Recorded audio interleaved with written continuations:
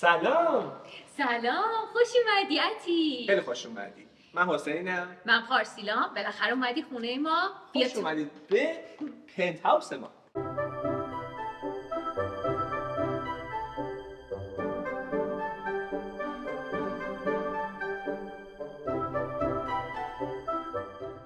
بله، اینجا حال خونه ماه، این قسمت اصلی خونه ماه و چی قرار بود بگیم؟ میخوایم بذار در مورد خونه‌مون حرف بزنیم دیگه. تو چند وقت اینجایی؟ آها، از شروعش بگیم. آره، از شروعش بگیم. من 36 سالم هست و 36 ساله اینجا.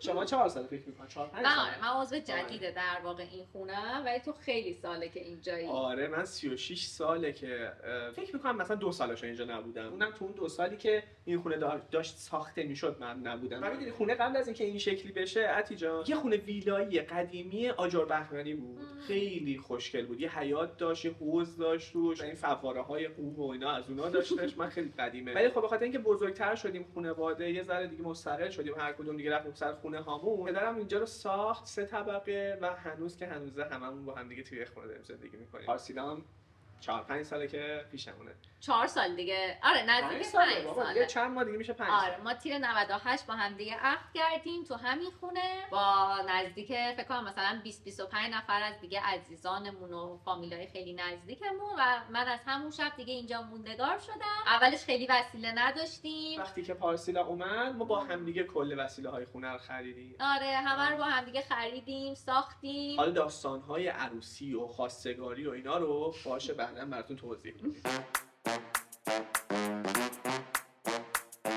ما خونه‌مون تقریباً به 2 قسمت تقسیم میشه. یه سری وسیله است که به یادگار مونده برامون و یه سری وسیله است که خودمون با سلیقه خودمون و یکی از دوستای من که باهاش کار میکنم داریم ساخته شده. حالا میخوام از اون چیزایی که ما تو خونمون خودمون با سلیقه‌مون ساختیم بهتون بگم. ما مبلمون رو خودمون طرحشو داریم. احسان یکی از دوستای من که کار چوب میکنه و کارگاه داره اون ساخته. ما عاشق طرح‌های قدیمی و وینتیجیم، به خاطر همین طرح‌ها رو دادیم. من زیر تلویزیون این شکلی رو دوست نداشتم. اینو اصلا ساخته بودم برای یه کار دیگه. یه دونه پایه است، اون رو خیلی دوست دارم. مثلا پایه‌های زیر تلویزیون مثل همین مخروطی‌ها 2 تا زیر تلویزیون پایه بخوره که بتونم دورش گلدون بزنم. ولی خب اون موقع چنین چیزی نبود بسازیم و اینو ساختیم. این قسمت همین یه تیکه واقعا یکی از جذاب‌ترین قسمت‌های خونه ماست. آره، و ما واقعا من خیلی دوستش دارم. همه خونه‌ها شاید تلویزیون مرکز خونه‌شون باشه ولی برای ما این یه تیکه مرکز خونمونه و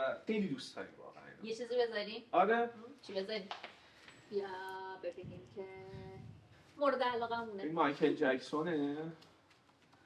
می‌بینی این اصلا آلبوم حس بهتری میده وقتی میخوای موزیک گوش بدی. اون خشی که ایجاد شده روی صفحه باعث میشه که یه صدا ازش در بیاد و اون صدا رو از مکانیک تبدیل میکنه به یک صوت. واقعا جذاب، خیلی لذت بخشه. چی داریم اینجا؟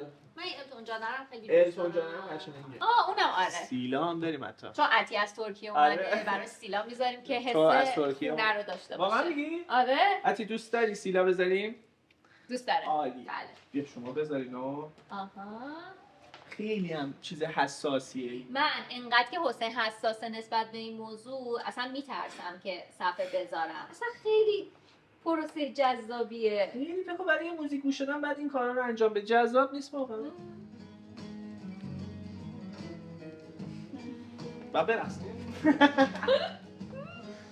کلاً زندگی تو گذشته رو من بیشتر دوست دارم. من فکر می‌کنم پارسیلا هم شکلی هست. آره واقعا منم دوست داشتم در گذشته زندگی می‌کردم. اینکه تو یه سختی می‌کشی بابت یه کاری که می‌خوای انجام بدی باعث میشه که تو اهمیت بیشتری بدی بهش، به اون چیزی که داری انجام میدی، نه اینکه فقط فست فودی انجامش بدی تموم شه بره و این اذیت می‌کنه. من اصلا دوست ندارم اتفاق بیفته. در کل که این خیلی برامون ارزشمنده و موقعی که ما مهمون داریم حتما این روشنه. به خاطر همین کلی باش خاطره داریم.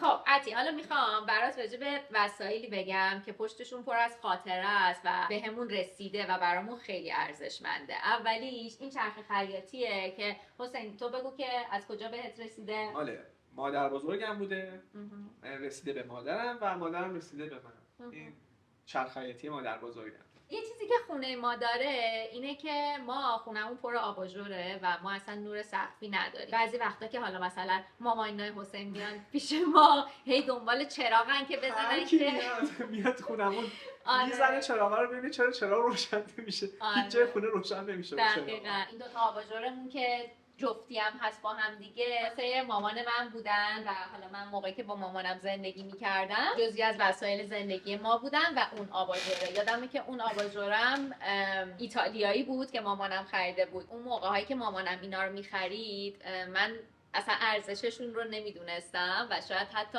قرم میزدم که این چیه رفتی باز خریدی. ولی الان که اینجا توی جای جدید کنارمه خیلی برام ارزشمنده. یعنی شاید به خاطر همینه که من خیلی از این چیزای این شکلی رو از خونه‌ای که با مامانم زندگی میکردم الان توی این خونه دارم و جزو جدا نشدنی از زندگی من. یعنی حتی من فکر میکنم که بخوام مهاجرت بکنم حتما یه چند تا تیکه ازشون رو برمی‌دارم. من بیام این وقت یه ذره به نظر من عقیدمه آدما با خاطراتشونه که معنی پیدا میکنن. اگه خاطره تو نداشته باشی و تعلق نداشته باشی دیگه واقعا هیچ معنی به نظر من پیدا نمیکنه زندگی کردن. برای همینه که این وسیله های قدیمی ما رو میچسبونه به اون گذشته، به اون خاطرات، به اون تعلقاتی که داریم.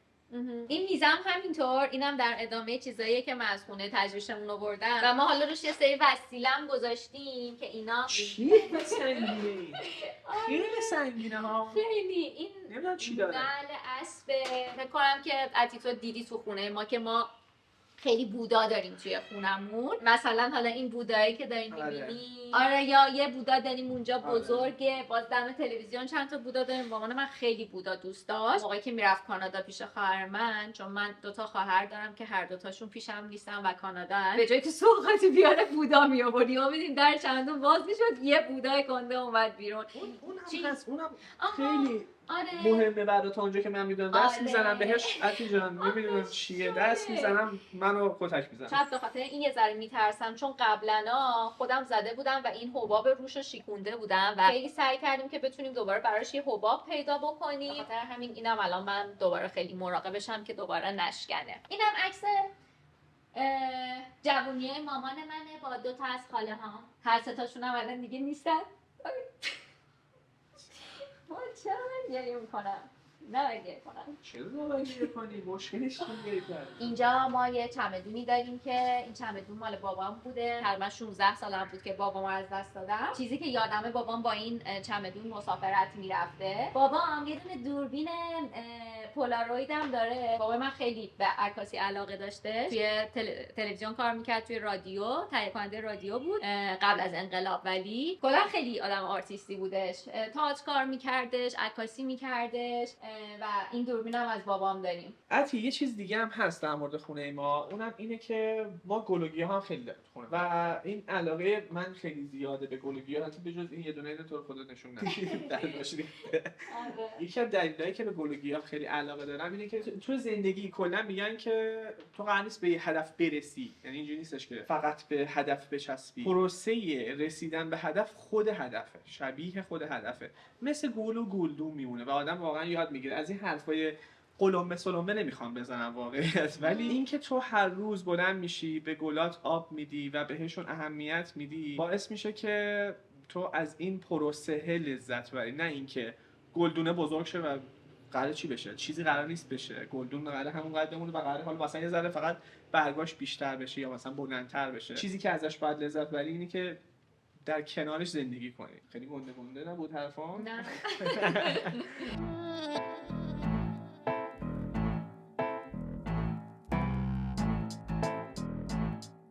اینجا به جز اینکه خونه من پارسیلا باشه، خونه کوبی هم هست. ما کوبی رو نخریدیمش و اصلا اعتقادی به خرید حیوانات نداریم. تو 5 ماهگیش کوبی رو ما به میگن فرزندخوندگی سرپرستی گرفتیمش. و به نظر من واقعا اینه که اگر هر کسی تصمیم داره سگ بیاره باید انتخاب بکنه. یعنی مثل بچه دار شدن، یعنی باید انتخاب بکنی تا بتونی بعد مسئولیتش رو بپذیری. من و حسین از روز اولی که قرار شد کوبی رو با خودمون داشته باشیم و توی ادامه زندگی کنارمون باشه با هم شرط کردیم که از این به بعد دیگه یه کسی به اسم کوبی هست که قراره تا آخرش با همون باشه. یه چیزی بگم، اگه میخوای مثلا سگ بیاری خونه یا گربه بیاری، قبلش خیلی فکر بکن، چون مسئولیتش خیلی زیاده و خیلی سخته. آره یعنی صرف اینه که حالا یه چیزی باشه این وسط قشنگه به قشنگه و برای خودش به چرخه و اینا نیست. نه، اصلا واقعا نیست. آره خیلی مسئولیتش زیاده. اینم یه دفتر خیلی قدیمیه، آره. پارسل الان توضیح میدم. این دفتر مامانم بوده، اینقدر که از هم خوبی بعد می‌گیرمش. بلند شیم نمیتونم. این دفتر خیلی قدیمیه و مال دوران جوونی مامانمه. مامان من خیلی سوفیا لورن رو دوست داشته و همه عکساشو از توی مجله ها در می آورده و میچسبونده اینجا. خیلی کار قشنگیه واقعا. آره خیلی دفتر اصلا خیلی دفتر. الان میری تو گوگل سرچ میکنی سوفیا لورن. مامان منم توی رادیو کار میکرده. اصلا مامان و بابام اونجا همدیگر دیدن. بابام مدیر مامانم بوده، اونجا همدیگر دیدن و با هم دوست بودن و ازدواج کردن. خانواده فرهیخت گرفت. حالا من چون روانشناس کودکم هستم، یه سری کتاب‌های دارم مربوط با چه می‌دونم مثلا مال بلز و فلوت و این چیزاه. بلز فارسی دست. آره. چوبکام، این چوبکامو خیلی دوست دارم. آره. چی؟ این میزه هم از همون چیزاییه که احسان برامون درست کرده. صندلیاش بهش میرسن. چیزی نیست. ما هر وقت میاد میز میشینیم کوبی میادش بپرسیم چیزی بخوریم. این صندلی‌ها بهش میگن صندلی کبابی و واقعا؟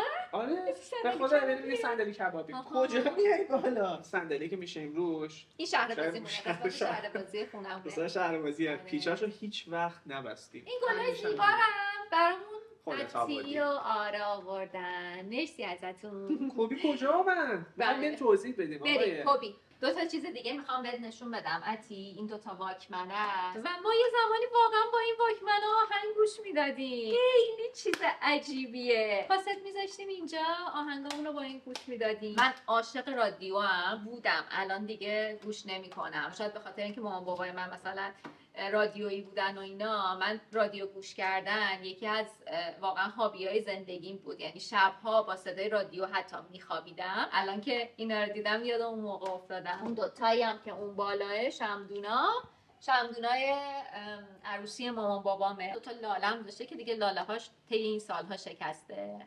همین.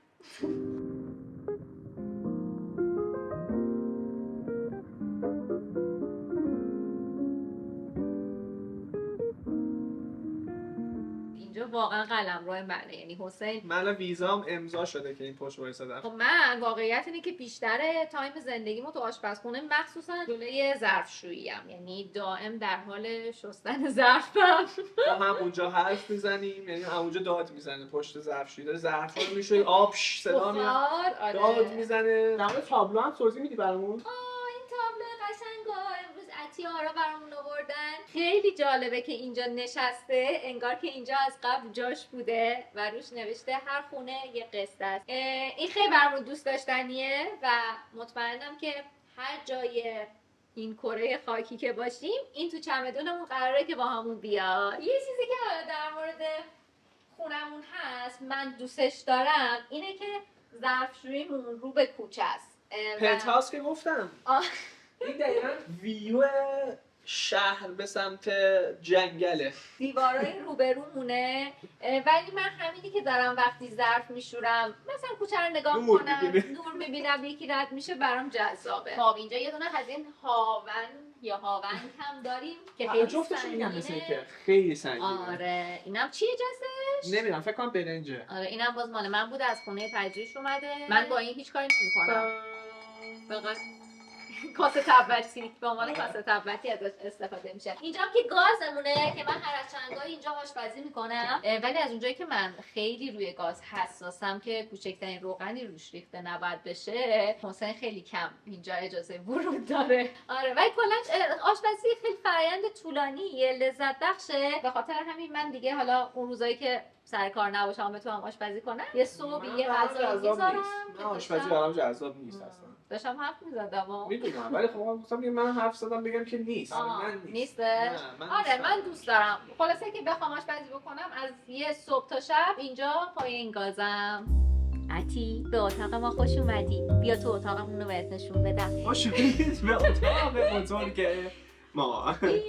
اینجا مستره. آره یه درهای پنهانی هم داره، حالا اون پشت مشته واقعا فقط میتونیم توش بخوابیم و بلند شیم چون اصلا آره جای خاصی برای راه رفتن نداره. این میز چی بهش میگم؟ میز آرایش. میز آرایش هم باز طرحش خودم دادم به خاطر اینکه ما جا نداشتیم تو اتاق. گفتم که 2 پایه بزن که ما تکیه بدیم میزو به دیوار و خودش طرح جذابه. دیگه چی داریم تو این اتاق؟ دیگه چیز هیجان انگیز در راستای کتابخوانی، این کادو تولدم که حسین بهم داده، فیدی بوکه، جای کتاب کاغذی رو نمیگیره ولی حس جالبی داره. منم این ور میخوام معمولا. خانم رسولی میذاره این ور، بعد اینجا جای رفت و آمد نیست. یه وضعی رو هم برچیم. یه نکته که در مورد زندگی ما با کوبی هم هست اینه که خب کوبی توی تخت ما میخوابه و ما خیلی چالش داریم با هم دیگه و کوبی عادت داره که شبا میاد میزنه زیر پتو و میره زیر پتو میخوابه. گرمش میشه بعد دوباره گرمش میشه میره پایین، دوباره میاد میزنه زیر پتو و اصلا خب چیزی به عنوان درد گرفتن و اینای ما که حالیش نمیشه. شبا از روی ما رد میشه، از رو سر حسین میاد اینا. از اونجایی که تختمون هم خیلی بزرگه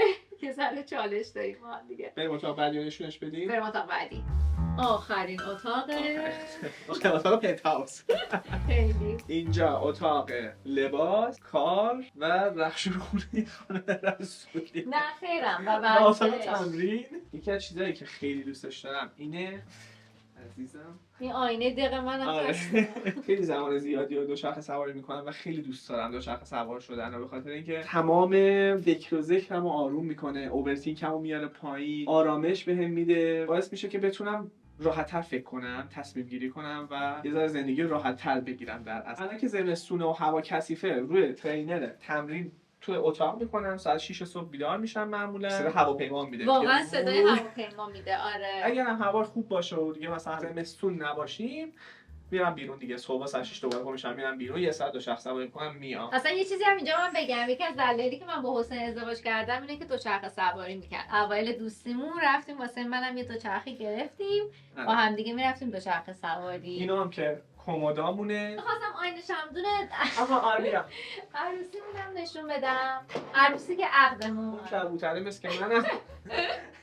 اون عروسم منم. عروس پارسیلا. بعد اینجا همیشه این شکلی مرتب نیست، همیشه یه دونه چیه رخت آویز. آره این رخت آویزم اینجاست، ما اینجوری رد میشه از اینجا. من مهارتامو اینجوری خیلی میره بالا. من خیلی لباس این تقریبا هر 2 روز یه بار لباس میشورم متاسفانه. اینجا که میز کار منه، اینم بردارم بتونی منو ببینی راحت. موس و کیبورد و دوربینم و لنزام و دیگه اینجا هم بازی میکنم، هم ادیت میکنم، هم فکر میکنم، هم برنامه ریزی میکنم، آینده نگری میکنم، همه کارامو اینجا انجام میدم. اینجا میز خاطرات منه.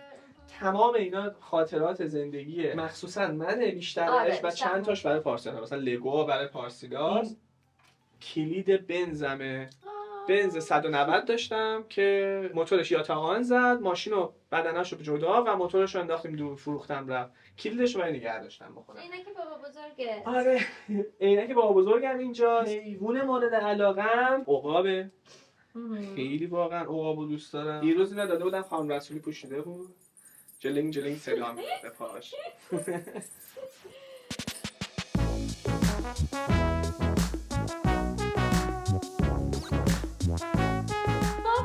اینم از امروز، اینم از قصه خونه ما. من میگم نرو. آره کجا میری؟ ما عادت کردیم بهت عتی، نرو. آره مرسی که اومدی خونه ما. بذارمش کوبی و باین. آره نرو کجا؟ داره میره. نه نرو ما هنوز مونده. نرو جاهای خوبم. ای کوبی هم داره میره. بیا تو کوبی. کوبی بیا تو. کوبی. عتی خداحافظ. خدا. بازم بیا ولی الان دیگه برو. خداحافظ. بازم بیا.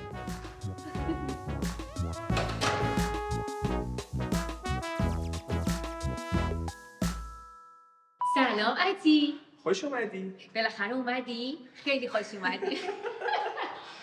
چیکار می‌کردی؟ تو حرف بزن دیگه. آها. شروع کن راجع به وسایل توضیح دادن. منم این پروانه دورت میچرخم.